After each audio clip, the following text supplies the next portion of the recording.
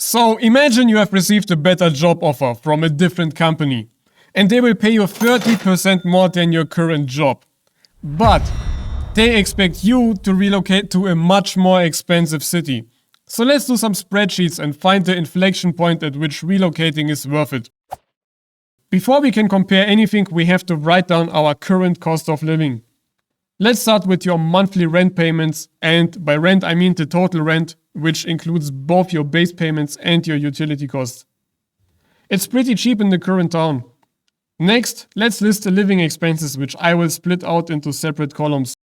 And here you can write down stuff like groceries, shopping, whatever you want. The important part is to sum this up to a single number. We take this result and reference it as our living expenses. The next value we write down is the tax factor. But what is it? Well, if you take your gross salary and multiply it by this factor, you will get your take-home net salary. But where do I get this tax value from? This depends on the place you are living and working, so it's different for each country. You basically have to find some local website where you enter your gross salary, how old you are and whatever it asks you, and then it will compute the net take-home salary. You then take this net take-home salary and divide it by your gross salary and you will get the tax factor. Relocation costs money, so for me it's pretty important to get my relocation cost back in the first year after relocating. This is why I create two columns for the place I plan to live at. Rent over there is around 700 euros more expensive. Living expenses stay the same and I copy the tax factor over. The reason why I'm listing the tax factor twice is because maybe in the new place you make so much more money that you move to a different tax bracket. And that means you have a different tax factor. Let's list all your separate relocation expenses.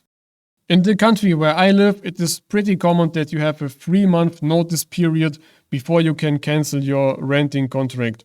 This means that if you quit, you still have to rent for an extra 3 months and this costs money. With the formula we can just take our current rent and multiply it by 3. Most landlords here also probably expect you to renovate, which means like painting walls and doing some small repairs. Furniture transportation costs money. And depending on how competitive the housing market in the new area is, it may be possible that you have to spend a lot of money traveling, visiting flats, talking to landlords, and maybe even pay for some temporary accommodation until you have found your flat. We can sum this up with the formula. And this value may seem high to you, but you have to understand that this is the worst case. You may get away with a much cheaper relocation. So you could just insert some smaller values and the entire spreadsheet will recompute. And now we can take the relocation cost and add them to our living expenses. Just divide them by 12 because all our living expenses are specified monthly. Now we can list our current salary, which is around 50,000 euros. And we want to know how much per month we can save. We use a formula where we multiply our gross payments with our tax factor, divide this by 12 and subtract the rent and living expenses. You will see that currently on our current salary we can save up around 1500 euros.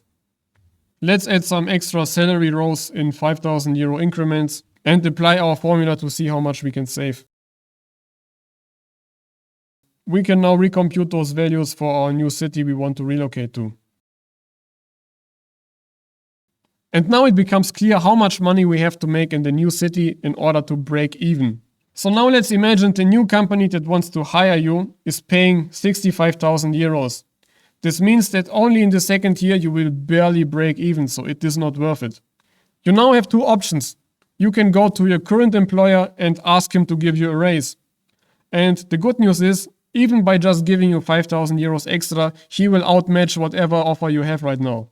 Or you can go to the new company and ask them, hey, it makes no sense to relocate, please give me 75,000 euros. And if they refuse, you haven't lost anything. So now let's imagine your current employer not only gives you 5,000 extra, but he matches the entire 70,000 euros that the other company may offer you. And now in order for the new company to compete, they have to give you 90,000 euros. So we now have a table that maps gross salaries to monthly savings. Let's invert this table and map monthly savings to gross salaries. I will start by listing how much we want to save in 500 euro increments. Now I add a formula where I sum up how much I want to save, how much rent is costing, and my living expenses. I divide this value by our tax factor multiplied by 12. Add some rounding. And now you see that in order to save 1500 euros each month in the current town, I would need a gross salary of 50k. So if I expand these values to the other column, you will see that on average I have to make between 15,000 and 20,000 more just to break even. I'm not even gaining anything at this point. And this can be useful during salary negotiation. Another metric which I find pretty interesting is how much do you have to make in order to be able to save 50% of your net income. I have this formula where I add up the rent cost, the living expenses and multiply it by 2, right, because we want to save half of it, divided by our tax factor times 12. So we will see we have to make around 40,000 in the current town in order to save half of our net income per month. This equals to 970 euros. Let's expand this to the other columns. But why is this metric useful? So imagine you lose your job and you have to live off your savings. And if your savings rate is high, even though you make objectively less, your savings will last you much longer. So it's well possible that you make a lot of more money in the new city and you save up a lot more. But in case of unemployment, you will burn through your savings so much more than with your old salary in the old town. And another metric I want to show you is how much percent of your net income you can save in your current town. So you basically divide your monthly savings by your gross salary multiplied by the tax factor, divide that by 12 and times 100. Now you have the percentage of how much money you are saving after taxes.